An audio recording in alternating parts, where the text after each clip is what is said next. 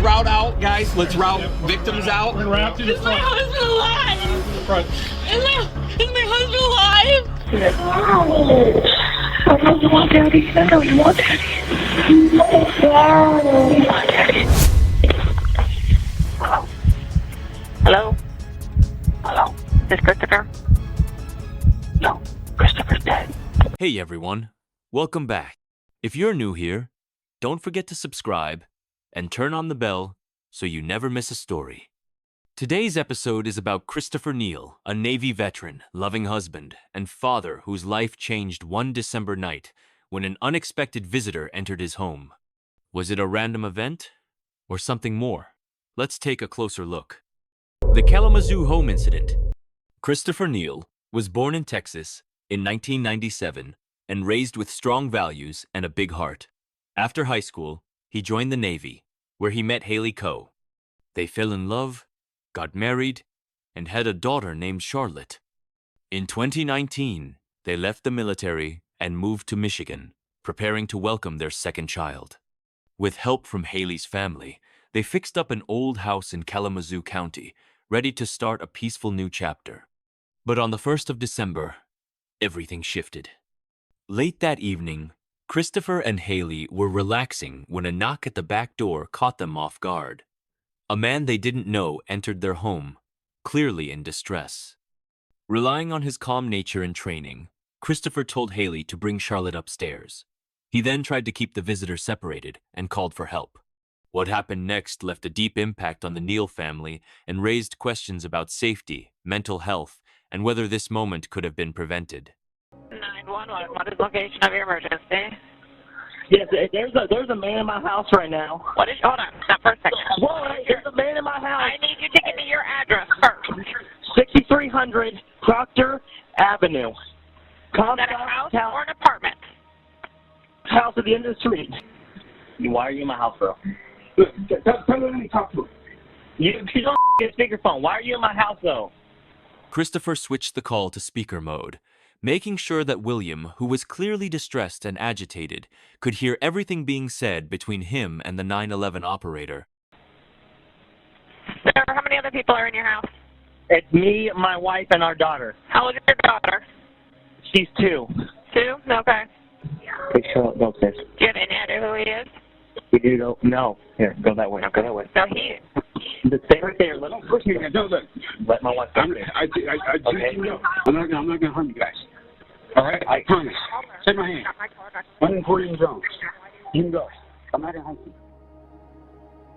A tense confrontation followed, as William tried to direct Christopher into another room. But Christopher stood his ground with determination. where is William at right now? He's standing next to me in my hallway. Okay, are we still on speakerphone? We still are. He's right here. Okay. William! Yes, ma'am. William, okay. Can Christopher and his wife and daughter step outside? No. Yeah, What? I'm not. Ma'am, What? they're safe. They're safe? They're safe. They're gonna stand right here with me. What are you doing in their house?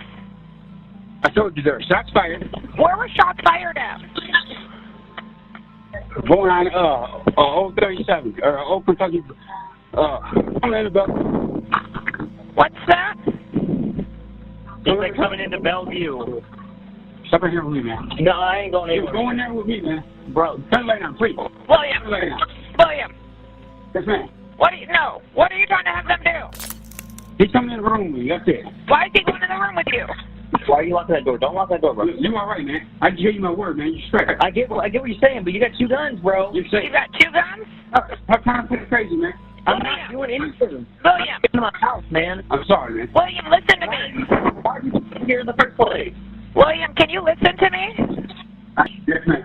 I need you to put those guns down because I've got officers that want to help you.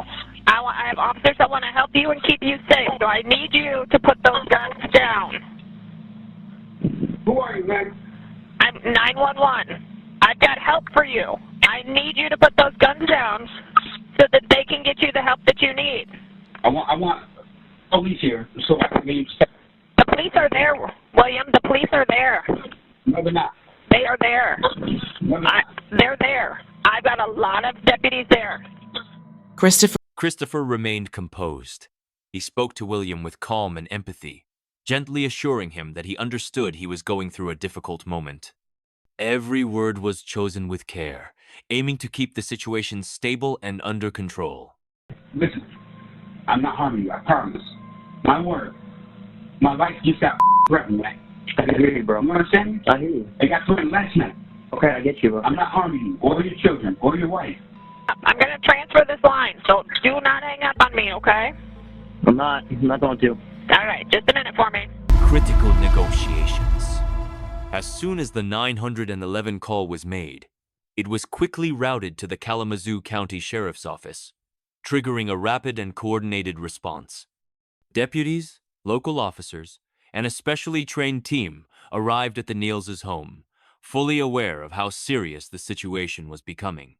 Experienced negotiators began carefully speaking with the individual inside William with the goal of calming tensions and ensuring everyone's safety. The tactical unit stayed close, only as a precaution, while the team worked to find a peaceful solution. William eventually responded to their call. He voiced his concerns and made it clear he didn't want anyone entering the home without his consent. Hey, William. William. Yes. Hey, this is Joe from the Sheriff's Department. How are you, man? Slide your bad underneath the door. Don't come through that door. Okay. We're not going to come through the door, man, but I just want to talk to you and find out what's going on. Don't come through that door. Slide your bad underneath that door, man. Well, I'm not even up by the door, man. I'm outside the house. Way outside the house. Stop playing games with me, man. What's got you all worked up today, man? A moment of silence. Without warning, William ended the call, leaving the line silent. Hoping to reconnect, the officer quickly called back, trying to keep the conversation going. At the same time, another team of officers gently entered the home, carefully moving through the stillness and calling out for a response. After a tense moment, Christopher's voice called back from the hallway, offering a brief but powerful sense of relief. Just put the gun down and come out. Let's talk about this, all right? My badge is out here on my chest, buddy. Well, I'm not coming through the door. I just want to talk to you. Did you hurt anyone in there? Sheriff's office. Did you hurt Chris? Sheriff's office. Okay, Chris, can you say something? Okay, are you okay? Fine. All right. What was that? Who are you? My name's Joe. Joe who? Hudson. From where? From Kalamazoo. I am the police. I'm a public safety officer with Kalamazoo. What was that? Can I slide one of my business cards underneath the floor? Will that help? Haley's 911 call. Upstairs, Haley quietly made her own call to 911 from the bedroom where she was sheltering with Charlotte. As she whispered to the operator, unsettling noises echoed from downstairs, making it increasingly difficult to stay composed and keep her voice steady. Okay, and what's going on right now? I don't know. I'm upstairs. All I can hear is them, like, slightly talking. Do you still have him on the phone? Yep, so we have, so I'm talking to you, and then my other call taker is talking to someone else as well. He knows it. I know you want Daddy. I know you want Daddy. Do you know who's in the home? No, we have no idea. You have no idea who it is? He barged in our back door with 2 guns. He just barged in? Yeah, and he has my husband locked in a room with him. He won't let my husband or me outside. We asked. We have everyone on the phone right now. We have your husband, you, and the male that's in your home as well. I just heard a really loud noise. I think it was gunfire. You heard a loud noise? Yeah. The police officers are making entry right now, so stay calm for me, okay? Outside, as deputies worked to re-establish contact, they called Christopher's phone, hoping for a reassuring voice on the other end. Instead, they were met with William's unexpected reply, a tense moment that sent a ripple of concern through the officers. Live at that point, a few moments later, shots rang out inside the house, and body cam footage captured officers running into the rooms. Unfolding chaos. A sudden commotion erupted as officers reached the downstairs bedroom where Christopher had been held. In a flash, the situation escalated. Loud noises rang out, shaking the walls and shifting everything into high alert. 3 officers were hurt in the process. One had a minor head injury, another was hit in the leg, and a third in the shoulder. Their bravery in such intense conditions was later recognized by the department. Stop shooting, man! Stop shooting, Please William! stop shooting right now! Stop! Officer down! We have officer down. Shots fired. The remaining officers moved swiftly into the room as William attempted to flee. In a desperate move, he broke through a window and jumped outside, but the shattered glass caused injuries that slowed him down. Disoriented and struggling, he was quickly met by deputies positioned at the rear of the house. They safely took him into custody as William, now clearly overwhelmed and frightened, pleaded with them to remain calm.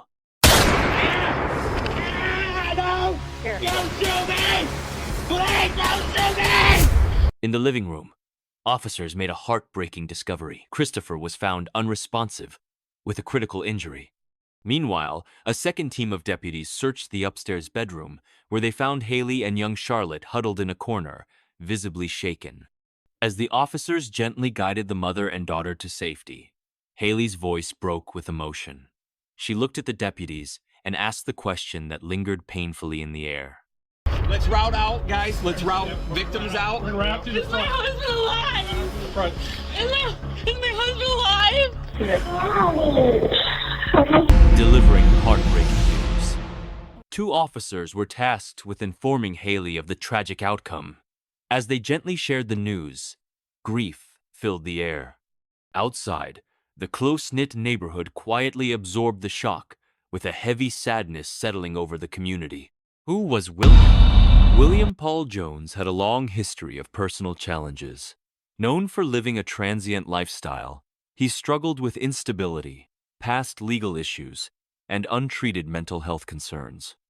Investigators later spoke with Carrie McMurtry, who had briefly dated William.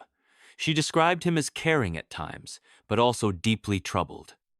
In the days before the incident, William's behavior became increasingly erratic, made unusual 911 calls, and displayed signs of paranoia.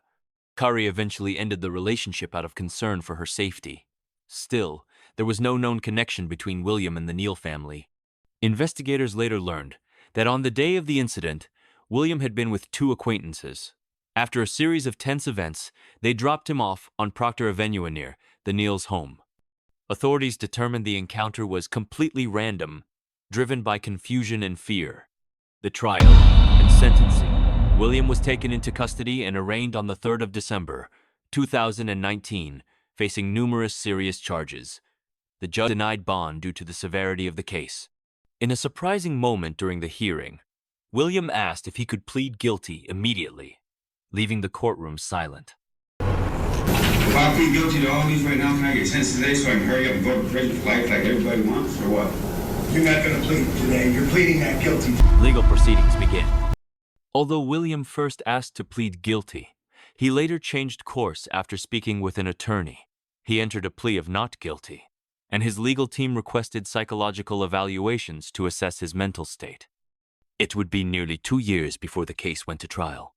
After several evaluations and hearings, William was found competent to face court. A jury was selected, and the Neal family prepared for an emotional journey toward justice. The trial. On the 13th of June, 2022, the trial began in Kalamazoo County Circuit Court. Both sides agreed on one thing. William had entered the Neal's home without permission. But their accounts of what happened next were very different. Prosecutor Aubrey Koches described the ordeal the Neal family endured that night, saying William had opportunities to make a different choice but didn't. She highlighted Christopher's calm, bravery, and determination to protect his family. In contrast, defense attorney Donna Innes portrayed William as deeply confused, driven by fear and delusion. She said William believed he was in danger and entered the home seeking help. Innes also suggested the way law enforcement approached the situation may have added to his distress. witness testimony during the 2-week trial. The court heartfelt stories from those affected. Christopher's loved ones shared the pain of losing a husband, father, and son. Their memories painted a picture of a devoted family man whose absence is deeply felt. Officer Jerry Libretto, one of the first on scene, gave a moving testimony about finding Haley and little Charlotte safe but shaken. It was, he said, a moment he would never forget. Her legs were shaking. She had baby in one arm, wrapped to her chest. With the other arm, she had a cell phone. She was talking to what I believe to be dispatch. However, the most powerful moment came during Haley Neal's emotional testimony, which brought the courtroom to a standstill. With raw honesty, she recounted the events of that night, how, in a single moment, her world was turned upside down. Her words painted a vivid picture of the fear, confusion, and unimaginable loss her family experienced, leaving a lasting impression on everyone present. Were you afraid as to whether or not the defendant might hear that? Yes, I kept shushing her and shushing her, but she wouldn't stop. What were you afraid might happen if the defendant heard you or your daughter upstairs? That he might know what room we were in, and that, possibly that we could be shot through the floor or whatever, or he would come upstairs, or we could just get hurt. The verdict and aftermath. In a surprising moment, William Paul Jones addressed the jury himself. With a heavy voice, he shared his deep regret, calling that day the most devastating of his life. But for many, the damage had already been done. On the 24th of June, 2022, the jury reached a decision in just 3 hours. William was found responsible for 18 of the 19 charges, including the tragic loss of Christopher Neal. A month later, on the 29th of July, William returned to court for sentencing. Judge Pamela Lightvote delivered the final ruling: life in prison without parole. In her remarks, she said, "There is no justification for you to ever walk free again." As the sentence was read, Haley Neal spoke bravely in court. Fighting back tears, she described how that night changed everything, how even simple sounds, like fireworks, now bring fear. Her daughter, still processing the pain, once said, "Some days, I just want to be with Daddy again." Christopher's mother also shared her grief, describing how her family continues to carry this loss every day. Beyond the verdict, this case sparked difficult but necessary conversations about mental health and community safety. Though officers were in danger that night, they held back to protect those inside a decision widely commended for its restraint and compassion. But questions remained about William's long-term well-being. Despite years of visible struggles, no formal mental health treatment was ever provided. Law enforcement, limited in what they could do without immediate risk, could only offer support, not action. Could earlier intervention have changed the outcome? We may never know. In 2020, Haley welcomed a baby boy, naming him in honor of Christopher, a quiet tribute to the man she loved and lost. Her father, Jacko, called Christopher a true hero, someone who gave everything to protect his family. The events of that night should never have happened, but in remembering them, we're reminded of the importance of compassion, support, and action when people need help the most. Let us know your thoughts in the comments. If there's a story you'd like us to cover, feel free to reach out. And if this case moved you, please like, share, and subscribe. Take care, and we'll see you next time.